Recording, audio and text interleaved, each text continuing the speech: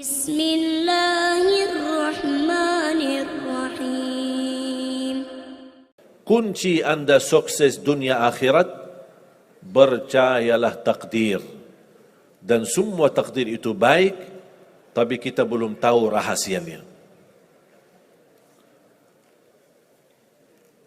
Saya mau cerita sedikit. InsyaAllah saya sedang menuliskan buku Hidupku Bersama Takdir. Saya banyak bisa belajar dari perjalanan hidup saya bersama takdir.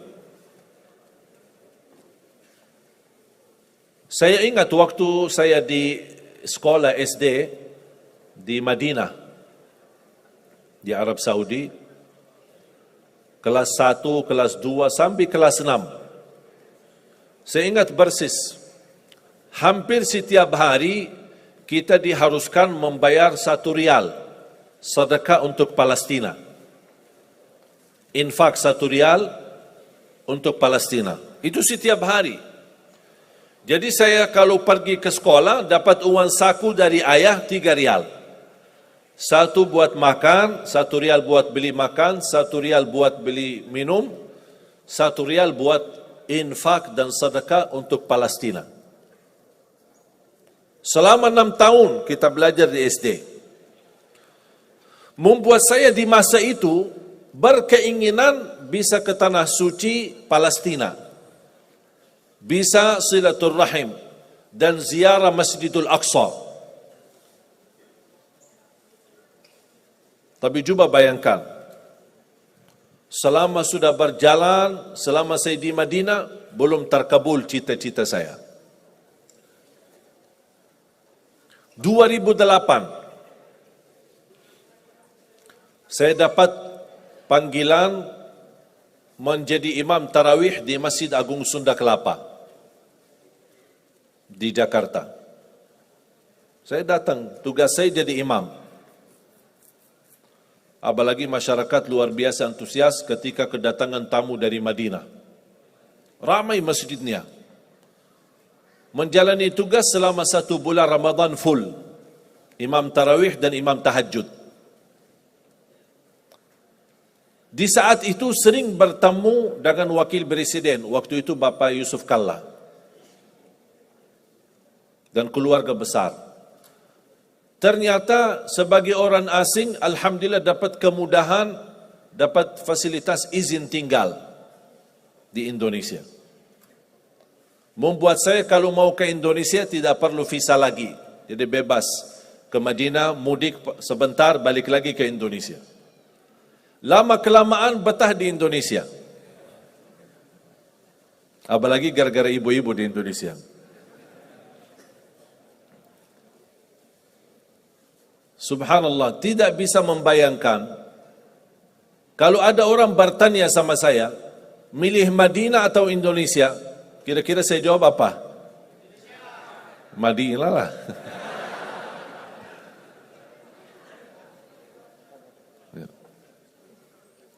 Madinah tanah suci. Salat di Masjid Nabawi 1000 kali lipat dibanding salat di Masjid Istiqlal. 1000 kali lipat. Salat di Masjidul Haram 100.000 kali lipat.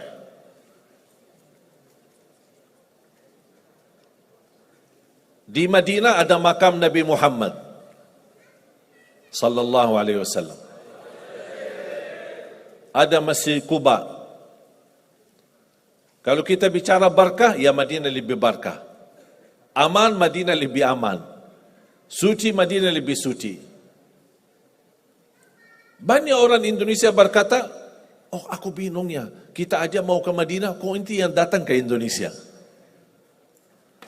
Tapi ternyata saya belum bisa tahu, kecuali baru beberapa bulan lalu, ternyata takdir itu benar-benar baik dari Allah Subhanahu wa taala.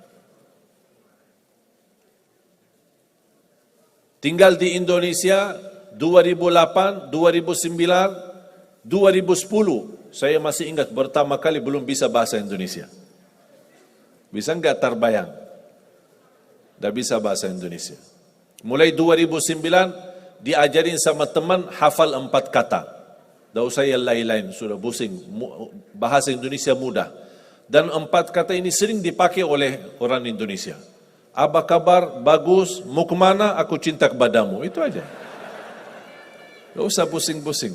Bahasa Indonesia mudah. Dengan tulus hati saya setiap bertemu orang, itu aja yang saya sampaikan. Assalamualaikum, apa kabar? Bagus. Mau kemana? Aku cinta kepadamu.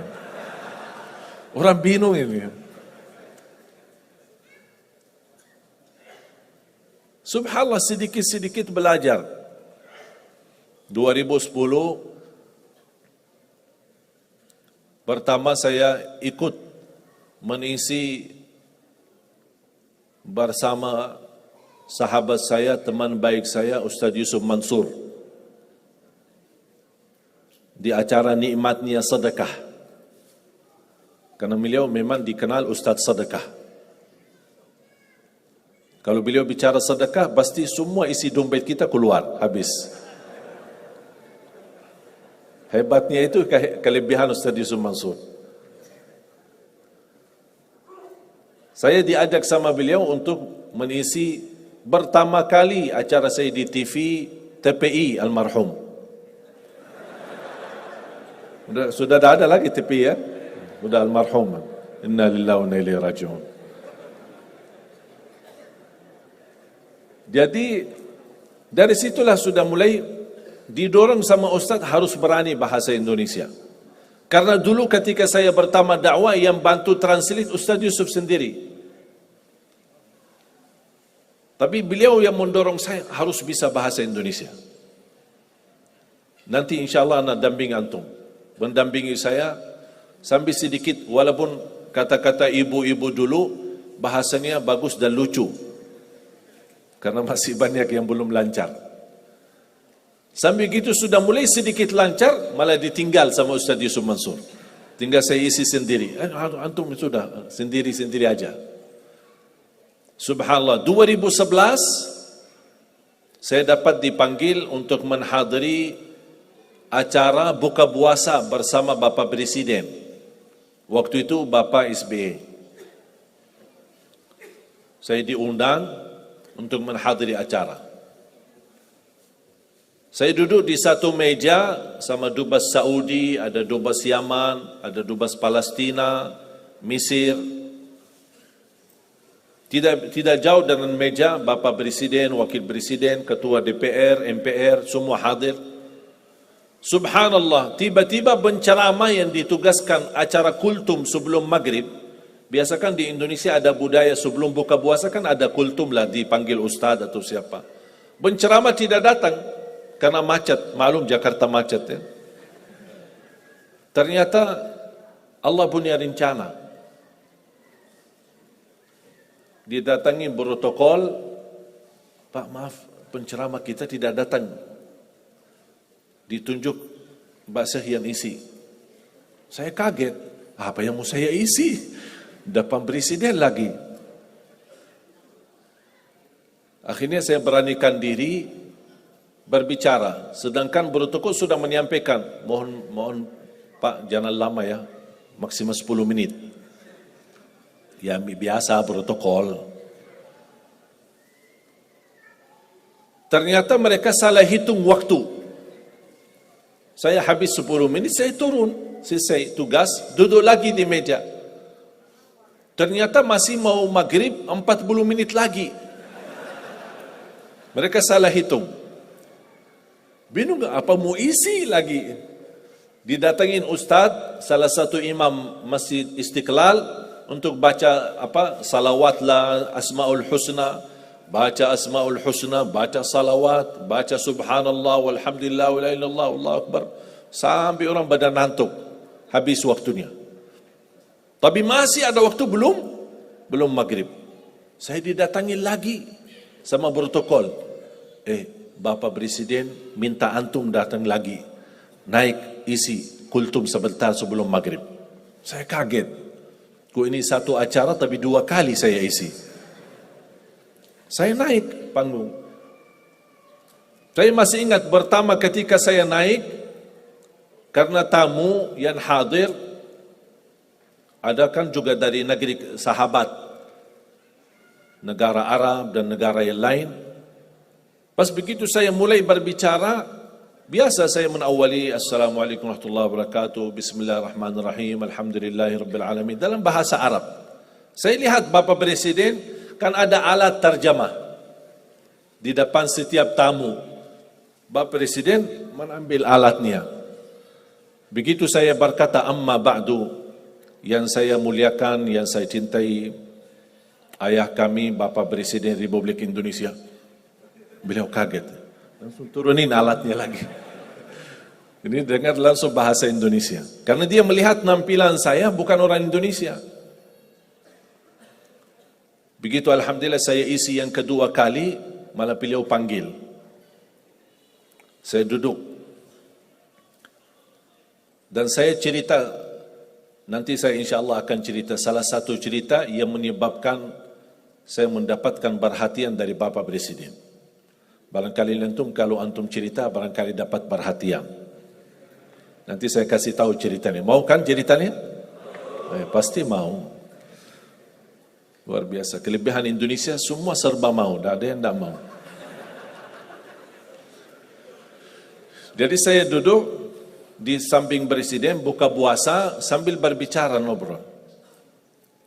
Dan subhanallah saya mendapatkan kejutan yang luar biasa.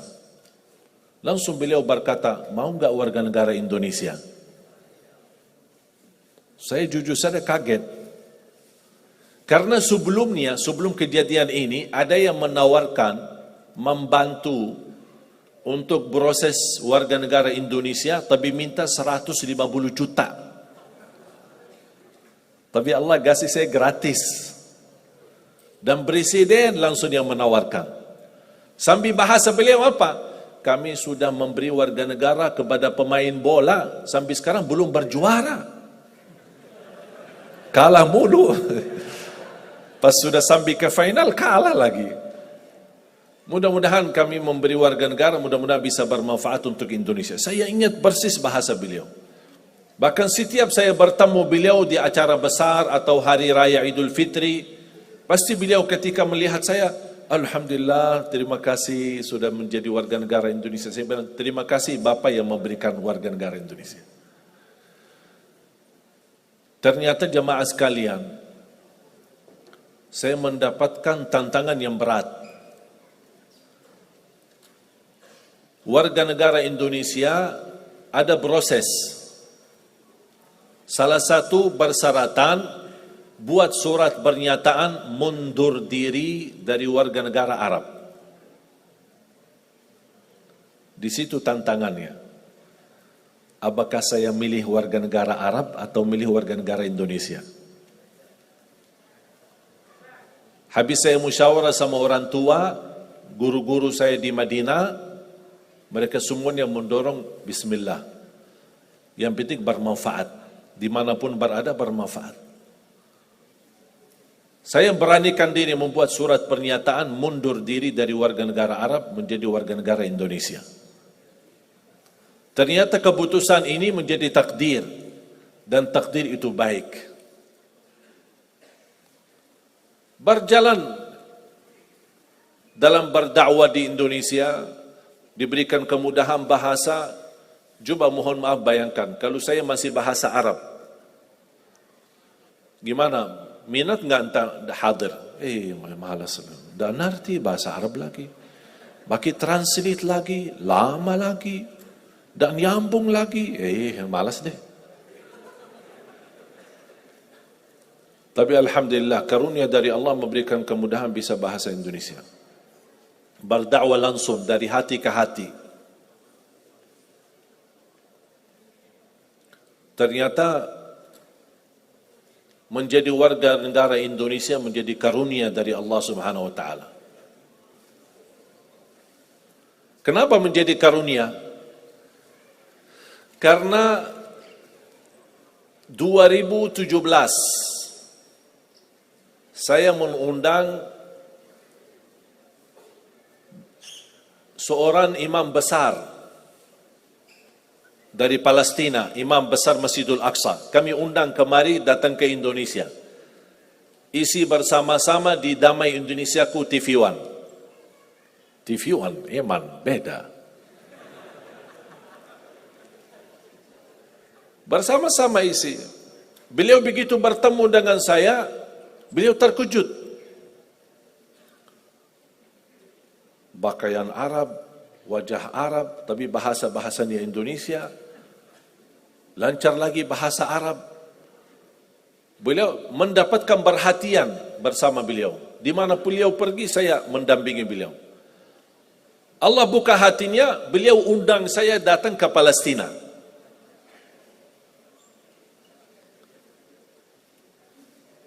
Ternyata istimewa warga negara Indonesia. Karena dengan warga negara Arab saya tidak bisa ke Palestina. Tapi dengan warga negara Indonesia, alhamdulillah bisa ke Palestina. Saya dipanggil, diundang, dijemput, saya hadir. Bahkan lebih daripada itu semua, ketika saya dibawa sama beliau salat maghrib di Masjidul Aqsa, dan tanpa diberitahu, tidak dikasih tahu sebelumnya, tidak diinformasikan, pas muazzin sedang iqamat, qad qamatis salah, beliau imam besar Masjidul Aqsa dari belakang mendorong saya ke mihrab menjadi imam salat maghrib. Berarti kalau Anda mendengar cerita ada orang Indonesia jadi imam di Masjidul Aqsa, itu Ali Jabir. Karena setahu saya belum ada orang Indonesia yang jadi imam di sana. Dan ini semua karunia. Saya tidak pernah minta. Tapi ternyata saya ingat, dulu cita saya di SD, selama kita sumbangkan satu rial untuk Palestina, kapan saya bisa ke Palestina? Ternyata Allah sudah kabulkan, tapi prosesnya harus ke Indonesia dulu. Datang ke Indonesia, mundur diri dari warga negara Arab, terima warga negara Indonesia, baru Allah kabulkan doamu selama ini. Ternyata Allah kabulkan. Walaupun cukup lama ditunggu, tapi ternyata semua apa yang Allah berikan itu luar biasa baik. Lebih daripada itu, saya menemukan sejarah keluarga. Ternyata baru saya tahu kakek saya lahir Indonesia. Lahiran mana? Lombok. Siapa yang dari Lombok? Angkat tangan dari Lombok. Lumayan. 1, 2, 3, 4. Lahir dari Lombok. Jangankan kakek, ayah dari kakek kelahiran Lombok. Bahkan beliau dibunuh oleh penjajah Belanda dan dimakamkan di Ampenan. Habis beliau dibunuh dan dimakamkan, anaknya yang namanya kakek, anaknya pindah atau berhijrah ke Hadramaut. Dari Hadramaut ke hijrah lagi ke Madinah. Nikah di Madinah dan dapat keturunan, dapat ibu saya. Dan kakek saya meninggal dan dimakamkan di Madinah. Ibu saya nikah, dapatlah saya. Berarti silsilahnya darah saya lewat ibu kembali ke Indonesia. Makanya saya kaget pas kemarin di rumah sakit, pas cek darah, dokternya kaget. Oh, kok darahnya merah putih, subhanallah.